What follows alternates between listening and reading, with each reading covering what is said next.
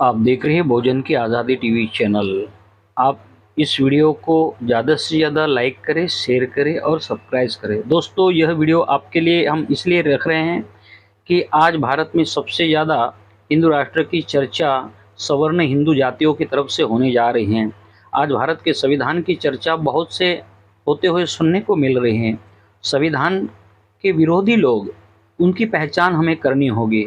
वह कौन लोग हैं जो संविधान का विरोध करते हैं? वह क्यों संविधान का विरोध करते, क्यों उनका सम्मान नहीं करते? भारत का संविधान से कौन लोग हैं जो नफरत करते और उनको लोकतंत्र के बदले हिंदू राष्ट्र बनाने के सपने क्यों आते? यह एक बहुत बड़ा विचारणीय मुद्दा है। यह बात बहुत सोचने की ज़रूरत है कि क्या हिंदू राष्ट्र से फिर किसको लाभ होगा और किसको नुकसान होगा। यह भी एक सोचने का मुद्दा है। भारत का संविधान लागू होने के पहले जिस समाज को अधिकार नहीं मिल रहे थे और किस समाज को सबसे ज़्यादा अधिकार मिल रहे थे, कौन सा समाज अधिकार विहीन था, उसकी पहचान होना बहुत ज़रूरी है। आज से कुछ वर्ष पहले यह नारे लगाए जा रहे थे कि गर्व से कहो हम हिंदू है। यह नारे आज भी लगाए जा रहे हैं। यह नारा किसको लगाने की जवाबदारी इस देश के मनुवादी लोगों ने दी है और ये जवाबदारी वो कौन लोग निभा रहे हैं?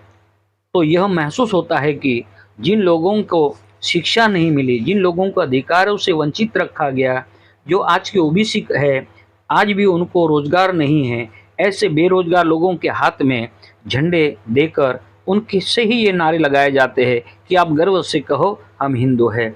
यही जानते हैं हम कैसे हिंदू है, मगर उनको सिर्फ हिंदू का अर्थ यह समझाया जाता है कि जो आप ख्रिस्ती नहीं हो, अगर आप मुसलमान नहीं हैं, वह सब है हिंदू है।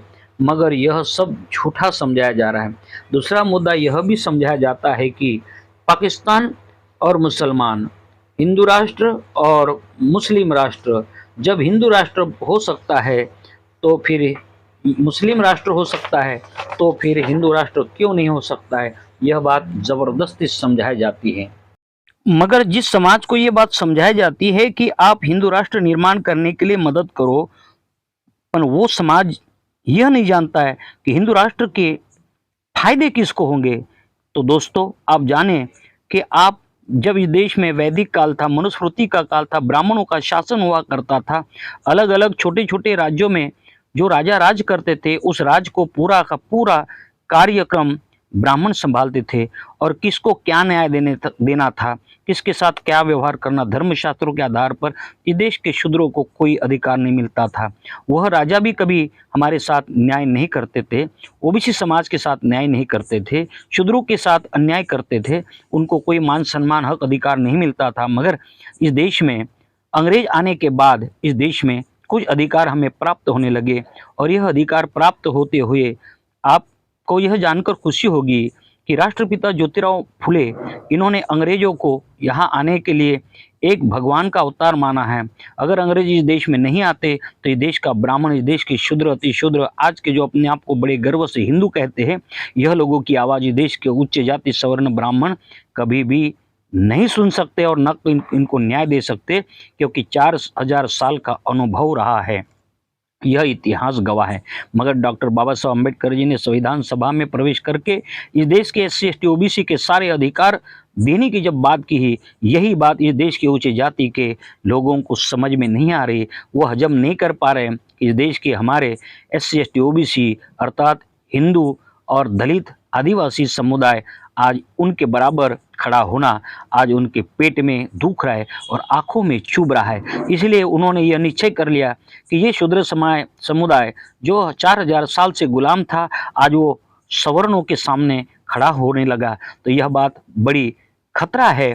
इसलिए उन्होंने ये सोचा कि हिंदू राष्ट्र खतरे में है। ऐसा प्रचार करके इस देश के संविधान को कमज़ोर करके कुछ समुदाय के अधिकार खत्म कर देंगे, फिर ये लाचार हो जाएंगे, ये गरीब हो जाएंगे, फिर ये आंदोलन करने के लायक नहीं रहेंगे। इनकी शिक्षा खत्म कर दो, इनका आर्थिक व्यवस्था खत्म कर दो और फिर इनके ऊपर हम राज करेंगे।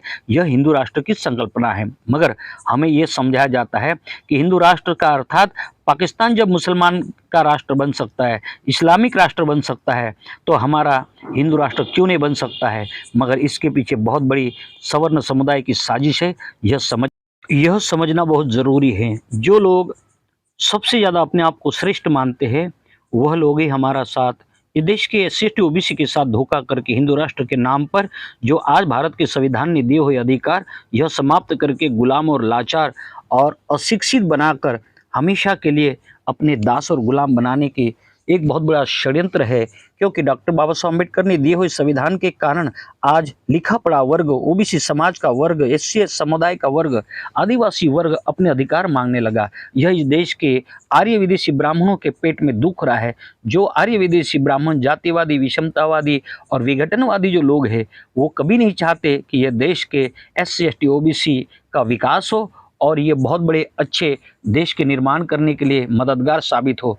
इसीलिए वो ये चाहते कि ये हमेशा के लिए सवर्ण समुदाय का, ब्राह्मण समुदाय का गुलाम बना रहे और ये जब गुलाम बन के रहेंगे उसी को हिंदू राष्ट्र कहा जाएगा।